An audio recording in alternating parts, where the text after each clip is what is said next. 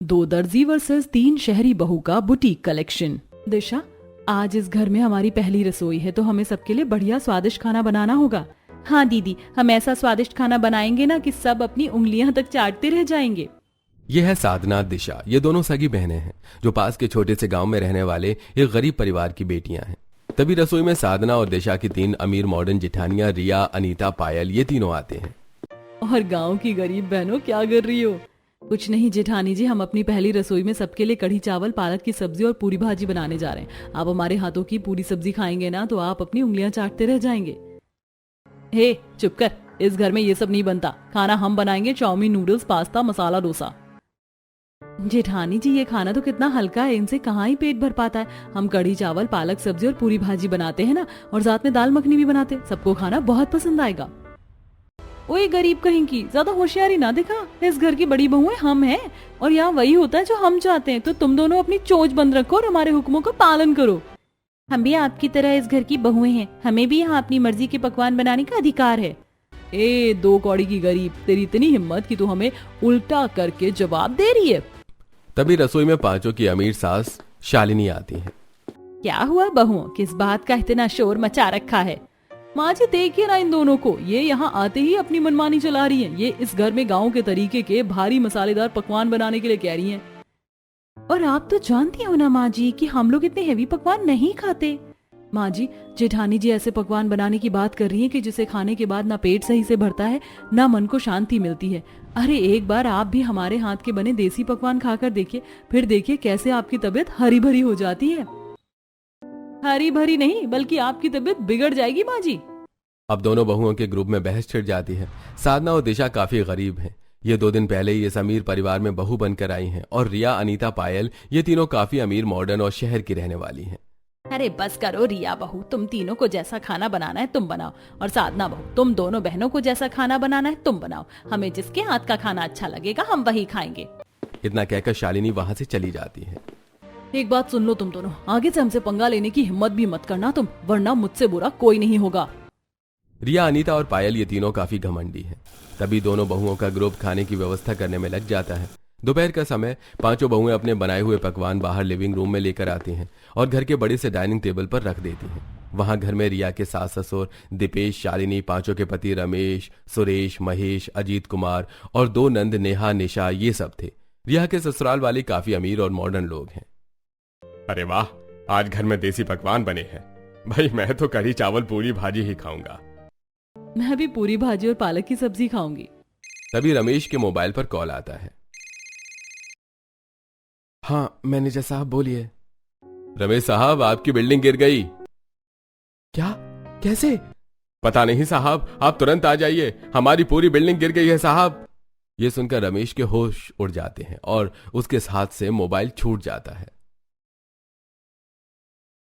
क्या हुआ रमेश भाई? हम पूरे बर्बाद हो गए, हमारा करोड़ों का प्रोजेक्ट गिर गया। ये सुनकर सबके पैरों तले जमीन खिसक जाती है। अरे क्या हमारी बिल्डिंग गिर गई? नहीं, ये नहीं हो सकता।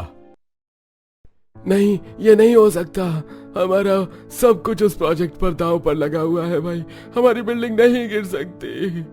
हम बर्बाद हो गए। पांचों भाई फूट फूट कर रोने लगते हैं। पांचों ने अपने जीवन की जमा पूंजी, अपना सारा पैसा अपनी एक कंपनी बनाने में लगा दिया था, और वो कंपनी बनने से पहले ही पूरी इमारत टूट चुकी है। 2 दिन बाद सब घर में उदास बैठे थे। एक ही पल में हम बर्बाद हो गए भाई। हमने घर के ऊपर 5 करोड़ का कर्ज लिया था, अब वो पैसे कहां से देंगे हम भाई? ये क्या हो गया हमारे साथ? हमारा सब कुछ हमारे हाथों से चला गया। अब अगर हमने घर का कर्ज नहीं दिया तो हमारा घर भी नीलाम हो जाएगा। रमेश और उसके भाइयों के पास एक पैसा तक नहीं बचा था। जी आप दुखी मत हो, ये सब ठीक हो जाएगा। कैसे ठीक होगा रिया? हम 5 करोड़ का कर्ज कहां से देंगे अब? अचानक आई इस तबाही से पूरे परिवार में मातम सा छा चुका था। रमेश, सुरेश, महेश ये तीनों भाई एक कंपनी में नौकरी करते हैं, और अजीत कुमार ये दोनों भाई एक कारखाने में काम करते हैं, जिनकी आमदनी अपने बड़े भाइयों से काफी कम थी। पांचों भाई मिलकर अपनी एक बड़ी कंपनी बना रहे थे, इसलिए उन्होंने अपना सब कुछ दांव पर लगा दिया था। अगले दिन सवेरे, माँ हम काम पर जा रहे हैं। अब हम पांचों भाई जो कमाएंगे वो सारे पैसे तो कर्ज चुकाने में चले जाएंगे। पता नहीं अब कैसे होगा हमारा गुजारा। इतना कहकर पांचों घर से चले जाते हैं। ये कैसी दुविधा में फंस गए भगवान जी। क्यों हम एक ही पल में रास्ते के भिखारी की तरह बन गए। माँ, अगर भाइयों की सारी कमाई ईएमआई में चली जाएगी तो फिर हमारा गुजारा कैसे होगा। माँ जी, हम दोनों बहनों को सिलाई का काम आता है, हम घर में ही सिलाई का काम करें क्या? अगर हमारी कुछ कमाई होने लगेगी तो वही पैसे हमारी जरूरत में काम आएंगे। ठीक है बहुओं, तुम करो सिलाई का काम। इस समय हमारे लिए एक एक पैसा बहुत इम्पोर्टेंट है। हमारे मायके में 2 सिलाई मशीन है, हम वहाँ से मशीन लेकर आते हैं। तभी साधना और दिशा दोनों बहनें पास के गांव में अपने मायके आती हैं और अपने माता पिता को सारी बात बताकर उनसे 2 सिलाई मशीन लेकर अपने ससुराल चली आती हैं। साधना की मां दर्जी हैं और उसने अपनी बेटियों को भी सिलाई का काम सिखाया था। अगले दिन, दिशा, चल हम लोगों को अपने सिलाई के काम के बारे में बताकर आते हैं और कई सारे कपड़े भी लेकर आते हैं। भाभी, मैं भी आप दोनों के साथ चलती हूँ। तीनों घर से चले जाते हैं। क्या ऊट पटांग हरकतें कर रही हैं ये दोनों। यहाँ हम सब पहले इतने परेशान हैं, ऊपर से ये दोनों हमारी परेशानी बढ़ा रही है। भला इन गरीबों के पास कोई क्यों आएगा सिलाई करवाने। साधना अपने मायके से कुछ पैसे भी लेकर आई थी। शाम का समय दोनों बहनें कई सारे सिलाई के कपड़े और सिलाई करने वाली सारी चीजें लेकर घर आते हैं। ससुर जी, हमने हर जगह अपने सिलाई के काम के बारे में लोगों को बता दिया है। अब आप सब प्रार्थना कीजिए कि हमारे पास ग्राहक आने लगे। दीदी, पहले हमें कुछ सैंपल सिलकर रखने होंगे ताकि ग्राहक को पता तो चले कि हमारा काम कैसा है। हाँ, सही कहा तूने। चल हम इन कपड़ों से कुछ बढ़िया ड्रेसेस सिलते हैं। दोनों बहनों को सिलाई का काम बहुत अच्छे से आता था। तभी दोनों अपनी अपनी सिलाई मशीन पर कपड़े सीने लगती हैं।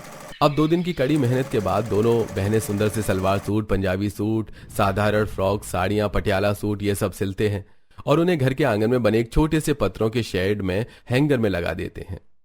चलो, हमारे सैंपल्स तो रेडी हो चुके हैं। अब ग्राहकों को हमारे काम के बारे में पता चल जाएगा। ये काम है तुम लोगों का। अरे ऐसे साधारण कपड़े पुराने जमाने के लोग पहना करते थे। इस दौर में महिलाएं ऐसे कपड़े नहीं पहनती। आजकल सब मॉडर्न कपड़े पहनते हैं। फालतू में टाइम पास कर रही हैं ये दोनों। अनीता भाभी, ये दोनों इस घर के लिए कुछ तो कर रही हैं। आप तीनों की तरह हाथ पे हाथ रखकर बैठी तो नहीं है ना। ऐसे काम करने से कुछ नहीं होता निशा। ये फालतू का टाइम पास है और बस, और कुछ नहीं। तभी वहां 2 ग्राहक आते हैं। साधना बहू, तुम्हारे सिलाई काम के बारे में सुना हमने। क्या तुम मेरी बेटी सपना के लिए एक पटियाला सूट सी दोगी? हाँ हाँ काकी जी, क्यों नहीं। हमारे पास पटियाले सूट का एक सैंपल भी है, बिल्कुल आपकी बेटी के नाप का है। ये देखिए। साधना सपना को अपना सिया हुआ पटियाला सूट दिखाती है। वाह, कितना अच्छा है ये ड्रेस। इसका तो कपड़ा भी कितना अच्छा है। वहाँ मुझे यही पटियाला सूट चाहिए। कितने का है ये ड्रेस साधना बहू? कपड़ा मिलाकर ये आपको 2000 रुपए में मिल जाएगा काकी जी। आपकी बेटी पर बहुत सूट करेगा ये पटियाला सूट। चलो अच्छा है, हमें सिलाया सूट मिल गया। हमें ये ड्रेस दे दे बहू। तभी सपना 2000 रुपए देकर साधना से वो ड्रेस लेकर चली जाती है। अपनी पहली कमाई 2000 रुपए देखकर साधना और दिशा काफी खुश होने लगती हैं और रिया, अनीता, पायल ये देखकर दंग रह जाते हैं। ये क्या, इन गरीबों की पहली ही कमाई 2000 रुपए हो गई। माँ जी, ये लीजिए हमारी पहली कमाई। अरे वाह बहू, तुमने तो कमाल कर दिया। तुम्हारे इस काम में इतनी जल्दी और इतनी सारी कमाई हो गई। सब साधना रिया की पहली कमाई देखकर काफी खुश होने लगते हैं। देखिए तो सही जेठानी जी, कैसे सब इन दोनों फटीचरों की तारीफ किए जा रहे हैं। भाभी देखना, अब बहुत जल्द आपके पास ग्राहकों की लाइन लग जाएगी। अगले दिन 2 महिलाएं और साधना के पास आती हैं। ये पंजाबी सूट तो काफी बढ़िया है साधना बहू। ये ड्रेस कितने का है? ये 1300 रुपए का है। कुछ कम करना बहू, बहुत ज्यादा पैसे बता रही है तो इसके गरीबी वाला मसला है बहू। अच्छा, आप 1200 रुपए दे दीजिए। नहीं बहू, मैं 1000 रुपए दूंगी इसके। ठीक है, ले जाइए 1000 रुपए में। अब दूसरी ग्राहक साधना से कपड़ा लेती है और उसी के पास उस कपड़े को सिलाई करने के लिए दे देती है। अब इसी तरह दिन प्रतिदिन बीतने लगे। साधना, दिशा रोज सिलाई करके अच्छे खासे पैसे कमाने लगी। एक शाम रिया, अनीता, पायल ये तीनों रिया के कमरे में थे। जेठानी जी, ये दोनों गरीब तो हमसे कहीं ज्यादा होशियार निकली। सिलाई काम करके तो इस परिवार का गुजारा कितने अच्छे से चला रही है और सब इन्हीं की वाहवाही किए जा रहे हैं। अरे दूसरों की तो बात छोड़ो, हमारे पति भी उन दोनों की ही तारीफों के गुण गा रहे हैं। इन दोनों को तो कुछ करना होगा। एक काम करते हैं, मैंने फैशन डिजाइनर का कोर्स किया हुआ और मुझे भी बहुत अच्छे से फैशनेबल कपड़े सिलने आते हैं, तो हम भी अपना एक बुटीक कलेक्शन खोल लेते हैं। वहां हम एक से एक मॉडर्न कपड़े रखेंगे। देखना, फिर सारे ग्राहक हमारे पास ही आएंगे। हाँ, ये आइडिया बढ़िया है जेठानी जी। हम अपने मायके से पैसे लेकर आते हैं और अपना बुटीक कलेक्शन स्टार्ट करते हैं। तभी तीनों अमीर जेठानी अपने मायके से पैसे लाती हैं और कुछ ही दिनों बाद घर के आंगन में एक बड़ा शॉप बनाकर वहीं अपना बुटीक कलेक्शन शॉप खोल लेती हैं, जिसमें वो कई सारे रेडीमेड मॉडर्न वेस्टर्न ड्रेस लेकर आते हैं और रिया अनीता अपने हाथों से बढ़िया डिजाइनर कपड़े सिलती है। अच्छा हुआ जेठानी जी आपने भी ये काम शुरू कर दिया, अब हमारे परिवार का गुजारा बहुत अच्छे से चल पाएगा।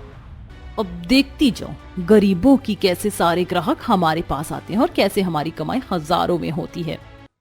तभी एक महिला साधना के पास आती है। साधना मुझे बढ़िया वाला कपड़ा दिखा। दिशा इन्हें कपड़ा दिखा दे। तभी दिशा उसे कपड़े दिखाती है। थोड़े समय बाद ये पीला वाला 6 मीटर दे दीजिए और इसमें मेरे नाप का अच्छा सा सलवार सूट सील दीजिए। अरे बहन जी अगर न्यू मॉडर्न टाइप में कपड़े सिलवाना हो तो हमारे इस बुटीक कलेक्शन में आइए, हम आपको एक से एक डिजाइनर वाला ड्रेस सी कर देंगे। ये देखिए हमारे प्रोडक्ट। अरे फिल्मों में हीरोइन भी ऐसे ही ड्रेस पहनती हैं। हाँ वहाँ कपड़े तो बड़े अच्छे हैं, काम करो मुझे ये कपड़ा दे दो, मैं वहां से सिला लूंगी। तभी रितु दिशा के पास से कपड़ा लेकर रिया के पास आती है। मुझे इन कपड़ों का एक डिजाइनर टॉप सिल कर दोगी तुम? हाँ बहन जी मैं बहुत बड़ी फैशन डिजाइनर हूँ और मैं बहुत ही अच्छे डिजाइनर कपड़े सिलती हूँ। ये तो बड़ी अच्छी बात है, तो तुम मेरे नाप के हिसाब से बढ़िया मॉडर्न न्यू पैटर्न के हिसाब से मेरा टॉप सी दो। भाभी जी हमारी शॉप पर एक से एक बढ़कर एक बढ़िया कलेक्शन है, हाँ आप एक बार अंदर नजर तो डालिए। तभी कुछ ग्राहक और आते हैं और वो सब रिया के शॉप के अंदर के मॉडर्न ड्रेसेस देखकर रिया के शॉप में जाते हैं। अरे माँ वहाँ कहाँ जा रही हो? वो साधना भाभी तो मामूली सी दर्जी है, देखिए यहाँ कितने अच्छे मॉडर्न कपड़े हैं। चलिए ना हम यहीं से कपड़ा खरीदते हैं, हमें सिलाई की टेंशन ही नहीं रहेगी। ऐसे ही अब ये ग्राहक भी रिया के पास चले जाते हैं।